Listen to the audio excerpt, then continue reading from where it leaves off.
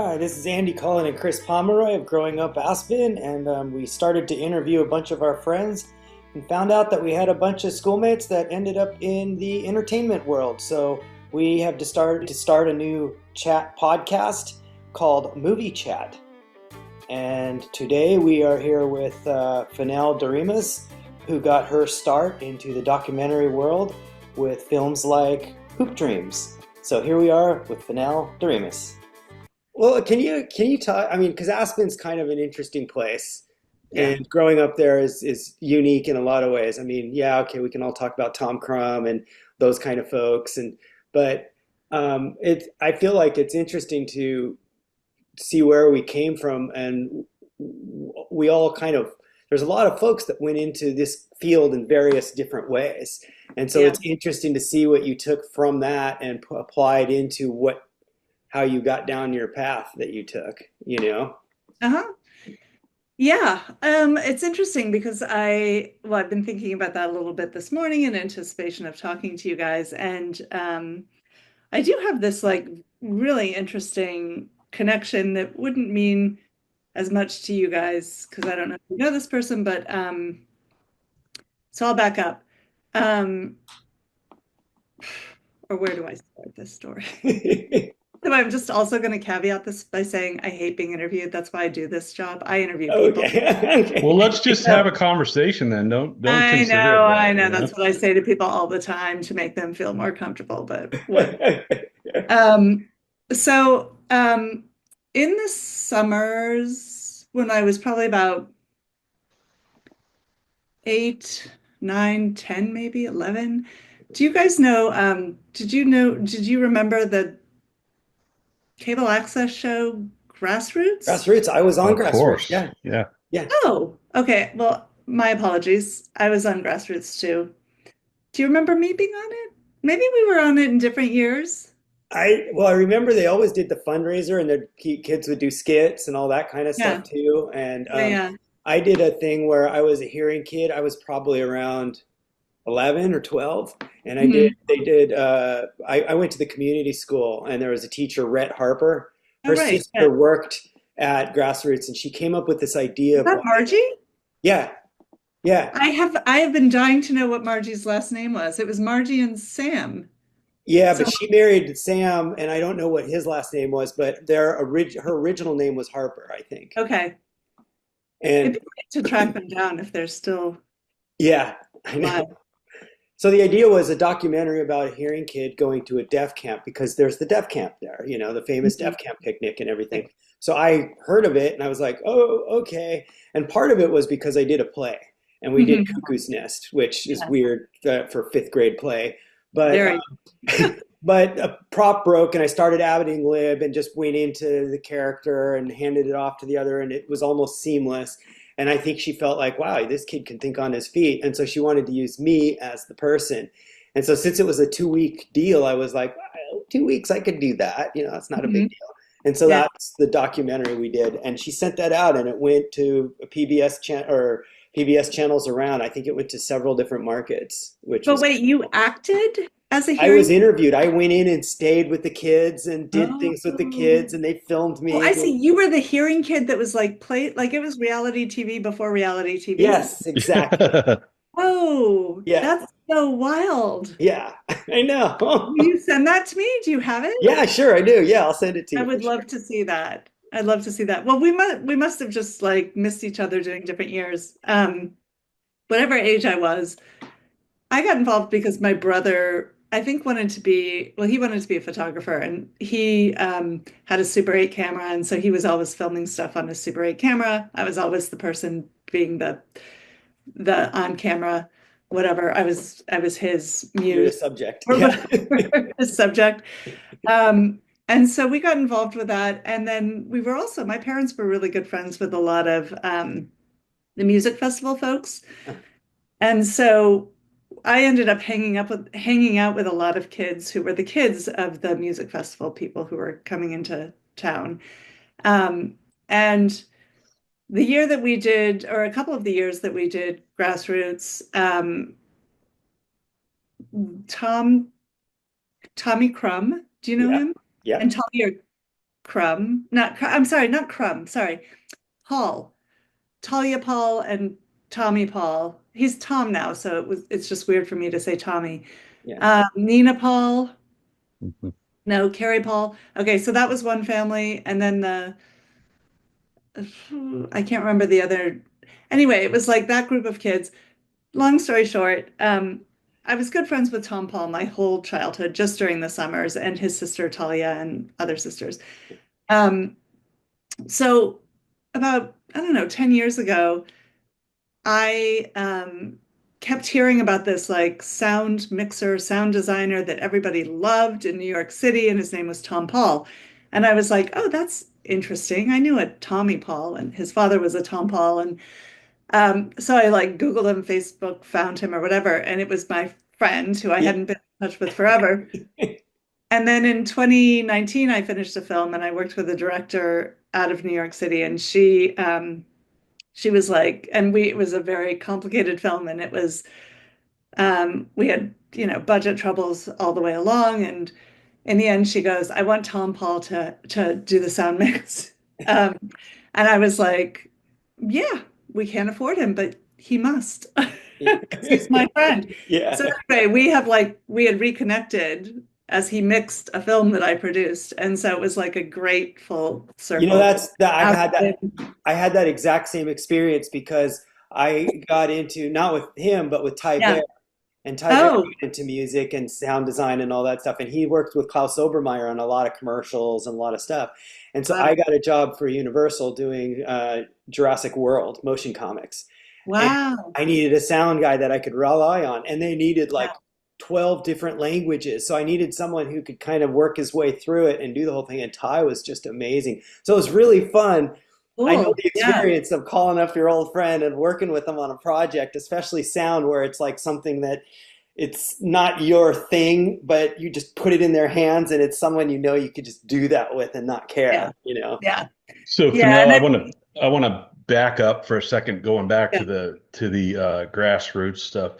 I have to tell you, I have a friend, a kid that used to come up to Aspen in the summers, a guy named Stephen Weissman. He's also a graphic novelist and does all kinds of art stuff. Anyway, he sent me an Instagram a video from like 1977 with John Denver singing with a whole bunch of kids sitting on the steps of what might have Outside. been Yeah, it was the, the middle school. the It was the old Wheeler. red brick school. Oh, was it? Yeah. Okay. And I was And there. it was funny because he was showing me, I'm down in the front corner and I'm looking straight up and I'm like, well, there's Fenell. I can't, You were there. You were in it then. uh, You were in it? it wasn't me. It was him, actually. He was in it. It was some kind of, had to have been a summer thing or something. Oh I no, don't know it what it was was. no, that was part of it. That was part. I have it's 1977 and I have a VHS copy of all Nice. of that stuff. Our show was called You Name It. Yeah. Yeah, and well, this is like an embarrassing little piece, but it speaks to like memory and my bad memory particularly. But when I worked at this production company in my 20s, Kartemquin Films, I wanted to have like a first film or a student film festival for everybody who like worked there, and it was a big group of people. And so everybody brought their student films, and these are like, the guys that just made Hoop Dreams, and so people who had done a lot. And of course, like this was my idea, but I didn't go to film school, so I didn't have a student film. But I thought I'd like bring this in, and I told my colleague who was my age, I was like, yeah, and I interviewed John Denver, and he was like, wow, that's so cool. And I hadn't seen it in a really long time. And so I think I got this tape from my brother, and I looked at it and I was like, I didn't interview John Denver. Whatever, what's his name, interviewed John Denver. But then like it like came to me that it was between him and he won out for some reason. Yeah. And he did a great job. But somehow in my like twisted head, Yeah. I had like changed it that I had actually. So even all the questions that he asks John Denver, I thought that I had asked those questions. Right. Really? And I'm kind of sitting in the background, like when I look at it, I'm like, I look pissed. My brother's had a few stories like that where he remembers that it was him, but it was actually me just because Oh, he was yeah. there, you know? Right. Yeah. I mean, it's fascinating how, yeah, how our minds, our memories work that way. Yeah. I have another one that I wanted to ask you about, and I think this goes even further back. Mhm. There was a film that came out when we were in like kindergarten, and it was a Buddy Hackett film. I think it was called Aspen in January. Oh, And I swear you were in that one. I mean, it was like half of our class was in there. And the one thing that went through my mind was like, where the hell was I? I mean, all of my class is right there, it was really weird. I must have called in sick that day or something.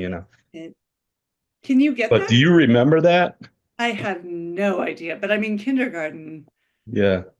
Uh, There was so no, many. but I'll look that up for sure. Um, it's funny you mentioned Tyver because I was curious to see that did you interview him or you have him on the docket to interview? I have him on the docket to interview him. He's Okay. been real busy lately, but he's Yeah, definitely someone I want to talk to yeah, because I feel like he's got a fun spin on life. And so a lot of this is perspectives. We're all so different. We all have different things to say. So I feel like it's fun to hear the personality and the difference that brought us into the world that we're in, you know. yeah. Um, Well, one of the things I thought was interesting about your book is just, like, yeah, we're so unified by having this like really unique childhood, but we all had such different home lives and backgrounds and yeah, our uh, Yeah. parents did different things, and yeah, I know it was, and it's interesting because we're all part of the new, like the Pelletiers. They were mhm, there forever. The yeah, Marolts, they were there forever. The Clappers, they were there forever. We yeah, were not. We were part of that new group that came yeah, in, and we joined in with them, and we became part of that family. And so it right. was interesting because in a way, I always thought we were sort of the newbies that Mm, came into town, but we yeah, became part of the town. It was like everybody shed everything they left and asked if yeah. they just joined right in, and it was like, okay, Def Camp picnic, let's go. Uh, Interesting. I never thought of myself as a newbie, but because I was born there and my dad had been there for Yeah. 20 You, years. Yeah, you were born there, I guess, so that is different. I was not born Yeah. there. But I mean, my mom came from the UK, so I mean, she wasn't, and my dad came from the East Coast, so they definitely weren't. When did they get there? My dad, I think, moved in 53, and my mom 10 Okay, so years later in yeah, 53. okay, so you're one of the older families that were there then, But I not would like say. the Pelletiers or Yeah, well, maybe, I don't know, when did they get there? it's around when they got there in the Oh, 50s, I think. okay. But not like the Clappers. I mean, they're like, when The they Clappers, yeah, and the Marolts were like, yeah, generations and generations. yeah. I you, actually, one of my better friends in college was one of the Clapper clan, but she lived in Cedar Edge, Colorado, and I mean, nobody would ever have known her, but I think that family spanned all over Colorado, so that Yeah, was interesting. they were a uh, big family. they are, man, they really are. That reminds me, do you guys know the Frederick Weissman documentary, Aspen? Hmm. No. I Doesn't sound familiar. Can't say I want to recommend it because do you know who he is, Frederick Weissman?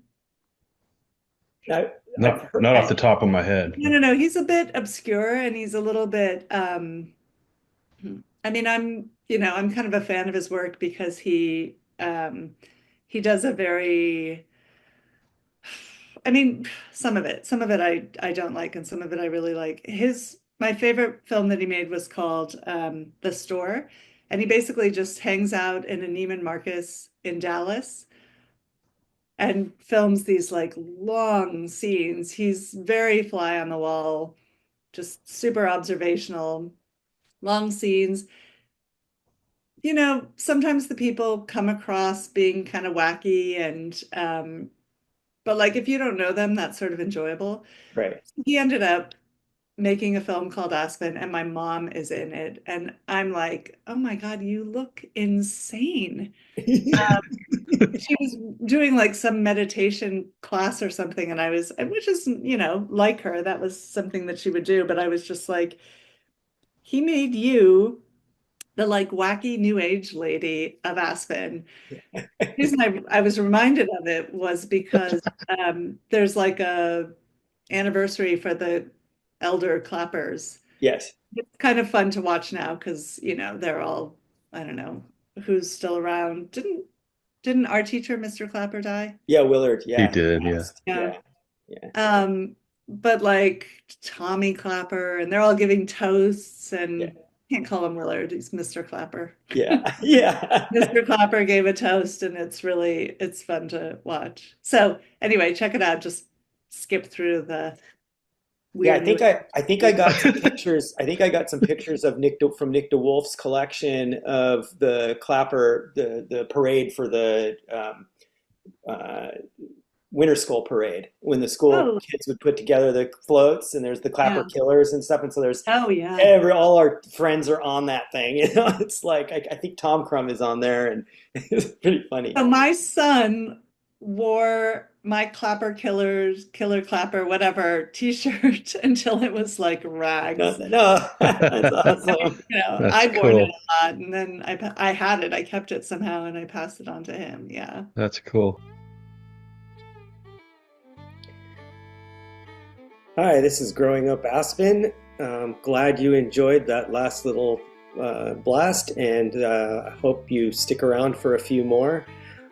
We want to, the authors of Growing Up Aspen, Adventures of the Unsupervised, would like to thank you and ask you to, if you're interested, you can check out our book at twistandturnpress.com, or any local bookstore can order our book.